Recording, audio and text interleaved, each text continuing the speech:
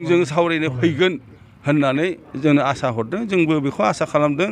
ज' जानानै खामानि मावनो हायोबा जाथिनि बांसिन मोजांसिन खामानि मावनो हागोन बेखौ जों आसा खालामदों। दुलाराय बाथौ गौथुमखौ जोङो दुखु गोनां बाथ्रा सोंबाय नोंथाङा। थांनाय 2014 सनाव राजनितिक भाबै जोंखौ बर'नि राजखान्थि हान्जाया मोनसे बेले-बेजे मोनसे थासारि सृष्टि खालामनानै बुखावनानै जोंनिफ्राय गुबै गाहाय जिथु बाथौ गौथुम बेनिफ्राय बुखावनानै गुबुन मोनसे राजनितिक हान्जाजों सोमोन्दो थानाय दुलाराय बाथौ गौथुम दाना होनानै दा खारबाय थादों। नाथाय बिथ' सामाजिक भाबै दावगानो हायाखै आरो सामाजिक भाबै बिथांमोनहा बर' जाथिखौ दावगाहोनायनि जेबो एक्सन प्लेनबो लायाखै, जेबो हाबाफारिबो गैया। नाथाय जोङो दा बेबायदि जाबाय थाबाथ' हामनाय नङा। बै दुलाराय बाथौ गौथुम जोंनिफ्राय गावनानै थांनाय हान्जाखौ जोङो अलरेडि बिथांमोनखौ जों इउनिफिकेसनाव फैनानै जों जाथिनि खामानि मावनांगौ होननानै प्रप'जाल हरबाय।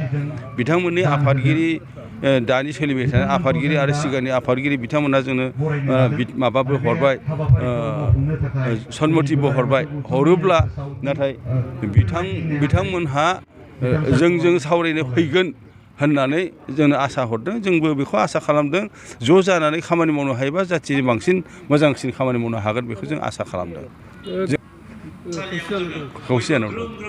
जोङो दुलाराय बाथौ गौथुमा जोंनि नैबे गागि आफादा थांनाय बोसोरनि नभेम्बरनि 13 थारिखआव बै समाव फाइनेन्स मिनिस्टार हिमन्त बिश्व शर्मा दा चिफ मिनिस्टार बिथांखौ जों डेलिगेसन टिम थांनानै जोंनि बाथौ मन्दिरफोरखौ लुफुंना होनांगौ आसाम दर्शनाव नोंथाङा गौथुमनि बे लाइमोन हान्जा आरो माइनाव हान्जानि हेफाजाबै जोङो गासै बर' जोंनि समाजखौ बोरैहाय जोंनि गोदान फिरिखौ मोजाङै साग्रिद महरै जाथिखौ गायसंनो हागोन। बिनि थाखायनो जों मोनसे एक्सन प्लेन लानानै हाबाफारिनि गेजेरजों दिनैनि बे सावरायमेलखौ खुंनाय जादों।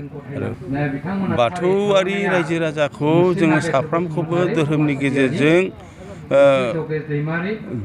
धोरोमारि जिथु गियान बे गियानखौ होनानै सासे साखा-फारा जानो हानाय सुबुं दारारि हिसाबै बोरैहाय न'खरखौ बेंनो हागोन, फिसा-फिसौखौ बोरैहाय गोरों गोरा खालामनो हागोन, शिक्षा दिक्षायाव बोरैहाय आगबारायनो हागोन, जोंनि न'खरनि जिखिनि रां-रुफानि जिथु माबा बेले-बेजे बेफोरखौबो जोंनि रांनि जिथु समस्या बेखौबो जों जौगाहोनो थाखाय बोरैहाय जोंनि न'खरनि थासारिखौ जौगाहोनो हागोन, बेनि गासै हाबाफारिफोरखौ जोङो एक्सन प्लेनाव लानानै सावरायदों।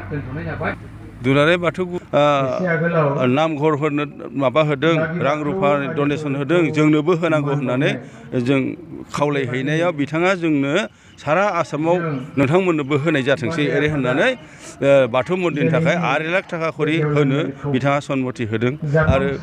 आरो बेनिफ्राय 100 बोसोर जायफोर मन्दिर दङ बिथांमोननो 10 लाख खरि होगोन होननानैबो जोंनो एसुरेन्स होदोंमोन। अलरेडि जोङो बाक्सा जिल्लानि तामुलपुर समस्ति, जोंहाय बरमा समस्ति, सापागुरि समस्ति, भाटासारकुसि समस्ति आरो बेनिफ्राय भबानिपुर समस्ति बे एलेकायाव गासै 591 खान बाथौ मन्दिर जों प्रप'ज होदों। आरो बिनि मादाव जों फार्स्ट फेजआव 241 खानमोन, 241 खानखौ माने दा अलरेडि एक्सेप्ट जाबाय, बेयो दरखास्थ' एक्सेप्ट जाबाय। 241 खान बाथौ मन्दिरखौ जोंनो सेंसन होबाय। 2.5 लाख खरि होगोन आरो बाखिखिनिखौ नेक्स्ट फेजआव होगोन होननानै दा डिसि अफिसाव प्रसेस जागासिनो दं। दासिम बे जिथु अनसुंथाइ डिक्लेयार खालामदों बेखौ होथ'वाखै, प्रसेस जाबाय थादों। आं दाख्लै बावैसो डिसि अफिसाव थांनानै रायज्लायहैदोंमोन प्लेनिं अफिसारजों। फैसाया फैबाय सरखारनिफ्राय, दा बावैनो राननाय जासिगोन ओरै होनना बुंदों, होथ'वाखै।